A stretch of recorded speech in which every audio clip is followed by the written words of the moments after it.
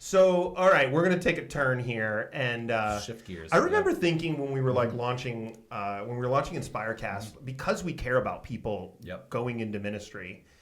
Part of what's tricky about ministry is that people have no idea what it's like to be a pastor. Yep. It's so odd. I've had people be like, "How do you get paid? Like, what do you do? Like, they just, what's your real job so that you get paid?" And there are some bivocational pastors who do it, and they're not getting paid. But like, what do you do? Like, what's it look like? What's a day in the life of a pastor? Mm-hmm. What's stressful? What kind of gifts, skill sets do you need? That kind of thing. And a lot of the tricky part with pastoring too is that we really do believe that it's like a calling, like you just feel like I need to do this. Like my soul is like put on this planet to pastor, right? And so the word calling is chucked around a lot and used a lot, and it's interesting. And so I remember thinking like, what would be really cool is if we started talking a little bit about what is it like to be a pastor? What are the hard parts about being a pastor? And helping people kind of identify like, is this something that I feel like I could do? Which is like the perfect way. You're the perfect guest, right? Like you're freshly called into like going into ministry. This less than a week old, right? Yeah, I mean, it's been like a couple years, but like it just got stronger. Yeah, right. This past like month. Like the decision. Yes. The decision This happened. is it. This is it. Yes. Yeah. So it's really cool that you're on this episode, and so you have questions for us, right? That you want to know about, and so I'm actually curious to see the answers to some of these questions that you would say. So I might throw them back at you, no. Which is great. But anyway, why don't you take the lead and you can ask questions. You feel free to cut us off at any time because we'll just keep talking. Yep. I got you. Okay. I got you. Okay. What was the biggest surprise about stepping into pastoral ministry? Oh yeah, and Brady, how long have you been in pastoral ministry? 13 years full time. Okay, I'm at 21 years. If you count my internship, it would be 21 years. Yeah. But it was almost a year-long internship. Yeah, if we're doing internships, I'm about 15 years. 20 years of vocational pastoral ministry for me, 15 years for you, and kind of like 21. So we got a collective. We could be a president. We could be. At this point, 35 being 35 the years, age. So, okay. So what is the biggest surprise for us, right? Yeah.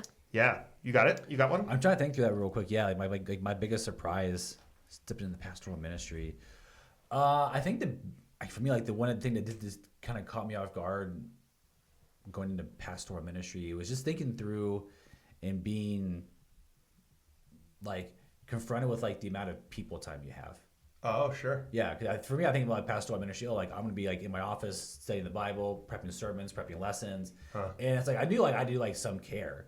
But like the amount of people and amount of students who contact you, and it's kind of like you're on 24/7. Yeah, there's no break. That like like there's no break. Yeah, I think that was like kind of a big surprise. Yeah, it's like once people find out that like you're a pastor, it's either like they don't want to talk to you or like they straighten up. Oh, you're a pastor? I'm sorry. I did not mean to say that. The amount of people who apologize for cussing. When they find out, it's fine. They're mortified. Oh, they're mortified. I'm like, it's fine. I'm just want you to be yourself.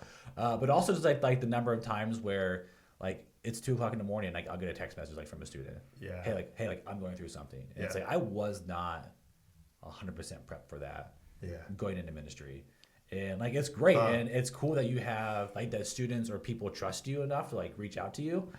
That's super cool. But it's just something like I was not expecting that much. Like, like this. I don't know. Like people just contacting you like all the time. Yeah, that's really interesting. Yeah, I didn't know your answer. I think I would say like the thing that surprised me has been people. It shouldn't surprise me. Right. Okay, everybody has an opinion.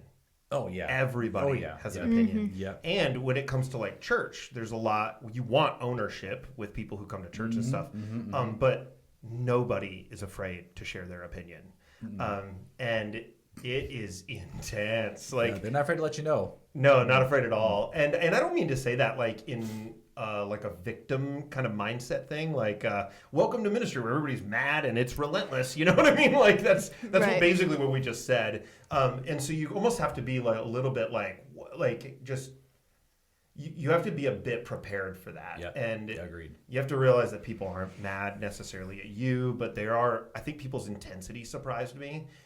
people's emotions or willingness to just share, and the fact that it's just everyone. Like everyone Right. has opinions, and some of them are great, some of them are helpful, and then some you're just like, I don't know what to do with that. Yeah. Like, and everybody comes from a different background in church too, right? dude, So for some sure. people are super traditional backgrounds, some people are really modernized, you know, or contemporary backgrounds, some people are super liturgical backgrounds where it's you know, like there's a reverence and it's like a cadence that you just follow these like prayers and stuff, and then some it's just like there's charismatic backgrounds, and I mean, everybody's got different backgrounds and everybody's got different thoughts. And so, yeah, that's probably the answer to mine. Yeah. What do you like? What would you say? Like, do you have a kind of an idea of what you think a pastor would go through?